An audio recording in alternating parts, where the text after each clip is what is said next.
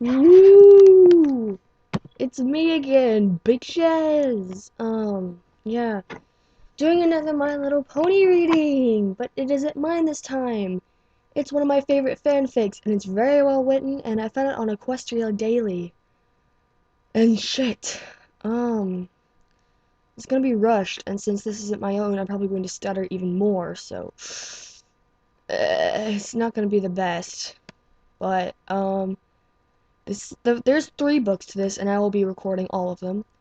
Um, the first book is called Vagabond, and I will be putting this in many parts, and parts will be separated from hours at a time because my computer is a total complete bitch, and it takes like a few hours to upload a 15-minute video. I don't know. But other than that, just enjoy listening to my weird obsession with posting YouTube videos. And once again, I'm still going to be clicking and scrolling, but it should be better this time. Well, no. Never mind. But anyway, yeah, this is Vagabond. Vagabond, Part 1. A lone figure made its way through the ever-free forest, stumbling. As it hit another tree root, it overbalanced and fell muzzle first into the dirt. For a few moments it didn't move, then agonizingly slowly, it struggled to rise to its feet. The figure shakily struggled up to a standing position and began plodding down the path again. A brown, blood-stained bandage was wrapped around its middle, and the smell of infection had set in earlier that day. The figure's saddlebags creaked with each tormented step as it shuddered from the cool breeze. It was emaciated, dehydrated, injured, running a fever, and bleeding out slowly. In short, the figure was dying. It raised its head and saw through blurry vision a small hut with a little light on it.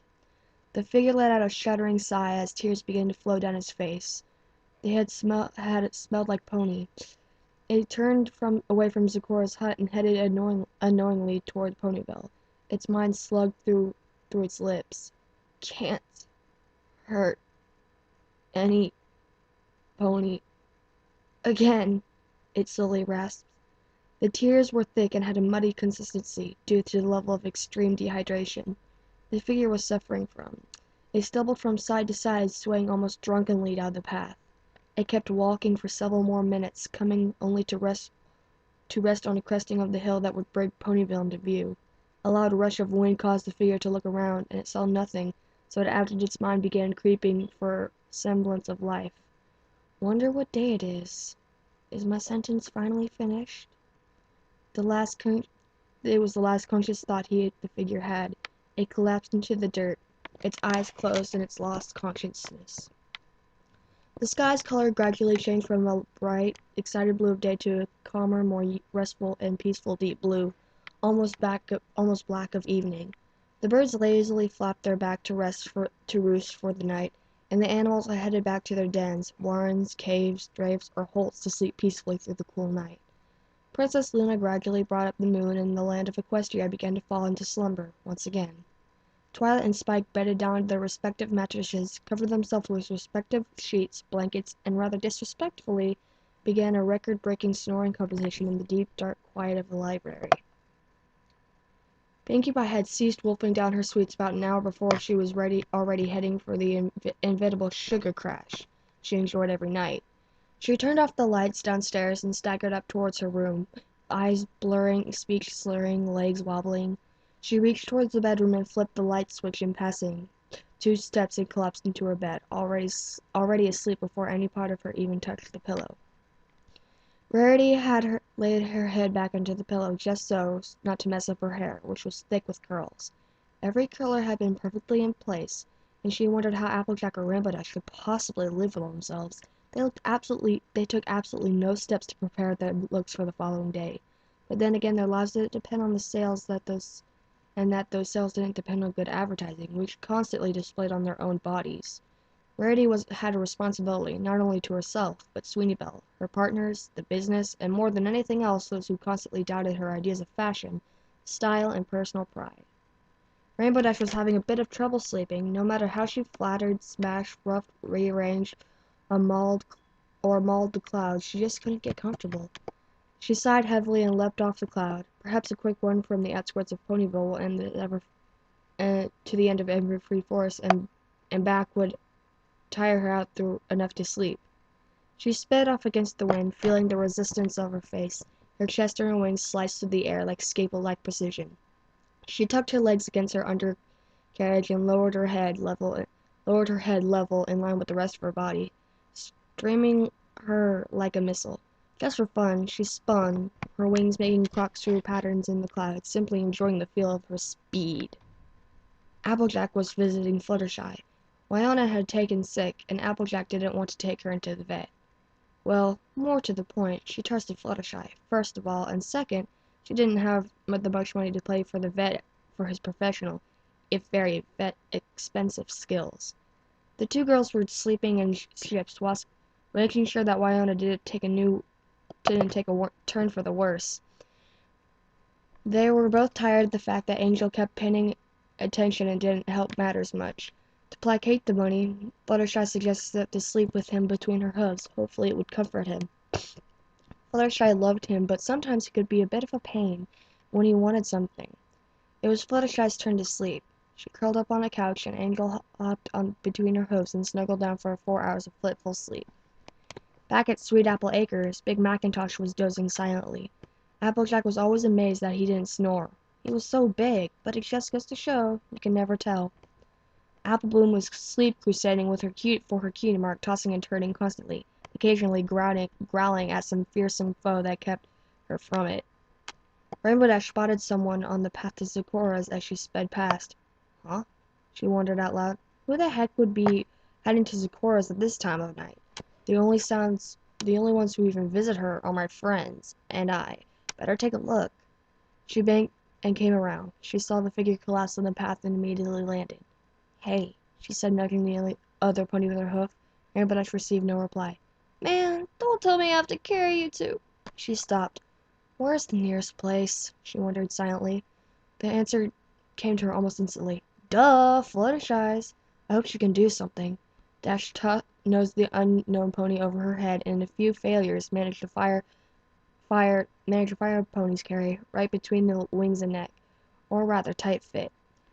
Under the weight, Rainbow Dash had a great deal of trouble taking the air, but being Rainbow Dash, kept up until she did. She flew towards Fluttershy's cottage as quickly as she could. The wind had picked up, and it was trying to keep Dash away from avoiding Fluttershy's. The wind wasn't cool like the evening ones, but sweltering hot and humid. It blew and whispered in the chant. Monster, monster, monster, monster. And on it whispered, never let anything up at the moment of Rainbow Dash's hoofs touch the dirt outside Fluttershy's carriage.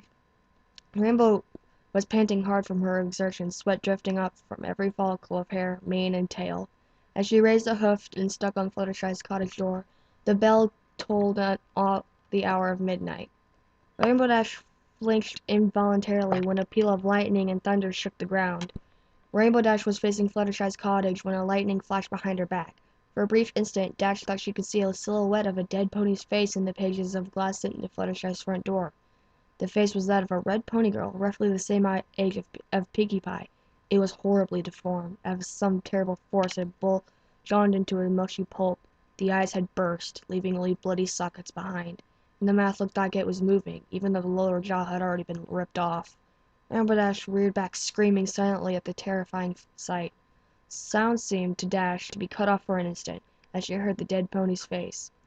She saw the mouth move distinctly and heard a voice. The voice was sweet, warm, and caring. It calmed Dash almost immediately. His punishment is at end. A new day has dawned. When he is ready, tell him I forgive him. The dead pony said.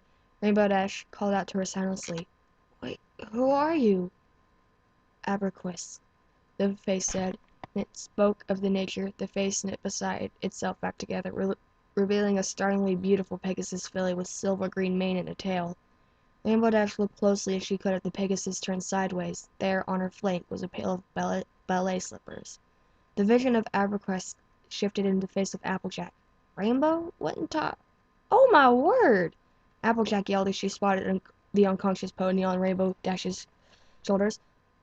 Fluttershy, come quick! Rainbow's here with somebody, and he's hurt bad! Applejack yelled. Turning back to Dash, Applejack said, Bring him in here, real easy like. I'll help you buy him down I'll help you lay him down here on the couch. Fluttershy awoke with a start and gently moved Angel off the couch onto the floor, where she shot a dirty look and then scampered off. Fluttershy cleared every pillow from her odd, flat couch to make room for Applejack and Rainbow Dash, who were carrying the limp form of a pony between them. Fluttershy looked down at the strange pony and up and down, while her friends tried to settle him in the couch without jolting him too much. The first thing Fluttershy noticed is that he had been brutally attacked. His middle was wrapped in a rough type of bandage that honestly looked more like a blood-soaked blanket, and he was covered from ear to flank with great, deep gashes, which all were smeared with dried blood, not to mention the swollen and puffy with early stages of infection. He was royal blue color, and his coat and his mane and his tail were light brown. He was caked with mud and dried dirt, which had mingled with the blood, making a tough, mortar-like substance all over him. The only visible possessions were a pair of saddlebags which had been damaged, but looked sturdy enough and still serviceable, only if just. His whole body was malnourished and thin. His hoofs were swollen. His mane and tail were a terrible state, but despite all that, Fluttershy could tell, just by the look at his face, he was probably no more than 24 years old. Fluttershy had never seen anything in such a poor condition. Well, nothing living, anyway. Applejack and Rainbow Dash sat down to him on the couch, and then stepped back to Fluttershy to take a look at him. The yellow Pegasus slid her mane out of the way and with the hoof and flattened her ear against the injured pony's chest, listening. His heart still beat, faintly. Fluttershy looked up. "Oh dear, his breathing is so very shallow," she began. Applejack interrupted her. "Good enough! Let's go to work. What do we need first, Fluttershy?" the orange earth pony asked. Fluttershy didn't really have experience of dealing with medical matters pertaining to ponies, just with animals, but she decided the best way was probably the same for both. "Applejack, would you please get water from the tap and see if he'll drink? Get a straw, too." Fluttershy turned to Dash. "I need you to please fill a bucket with warm water and put a sponge and cloth to it. As soon as you're done, you need to go to Dr. Mend." She turned the injured mess lying on her couch. "I don't think we can safely move him." "Right," Rainbow said and sped off. Applejack came back from the kitchen carrying pitchers of small glass with straws in it. She sat down next to the couch. "Now what?" she asked. Fluttershy filled the glass with water and held it up to the pony's lips. Would you hold his head for me, Applejack? I don't want him to choke," she said. Applejack placed her hooves on his head and put a firm pressure on him, keeping him still. Fluttershy put a straw to his lips to see if he would drink on his own. He didn't respond. Fluttershy turned to Applejack. "Would you please put your chest next to his ear so that he can hear your heartbeat?" she said. Applejack arched an eyebrow but complied. Fluttershy waited for a moment before she peeked back to his lips and slipped the straw against his tongue. He twitched and began drinking. Applejack made as to get up, but Fluttershy caught her. "Oh, please don't move. I have to keep the cup full," she said, refilling the cup with a continuous slow stream of water. "Why in the world am I here? What with my chest against some strange pony's ear?" she asked. Fluttershy gently shushed her. "Oh, Applejack, please do keep your voice down for now. The reason why we're doing this is so that we can hear his heartbeat. The first memory of a baby is of nursing while hearing his mother's heartbeat. It's deeply ingrained." "So basically we're tricking him into thinking that I'm his mother and that he's nursing from me?" Applejack asked aghast. Fluttershy nodded. "Yes, that's the idea," she said innocently. Rainbow Dash flew back from the room and paused staring at Applejack. She slowly put down the bucket, sponge, and cloth, then bolted out the front door, closing it behind her. Applejack raised her head. "Did she really just leave us here to take care of—" "I'm sorry to interrupt you, Applejack, but I thought I'd asked her to get Dr. Mend." "Well, that's a mighty fine notion of Fluttershy, but where are we going to pay for that?" she asked. "Well, if I have to, I will if I have to. Look at him, Applejack. Don't you feel bad for him?" "Course I do, but I ain't getting hardly no money and Dr. Mend ain't free," Applejack said. "I don't care!" Fluttershy said with conviction. She lowered her head. "I'm sorry, Applejack. I didn't mean to yell. That was barely more than a whisper. Don't you worry about it none." Applejack looked at the blue pony's face. "Looks like he's done." "What now?"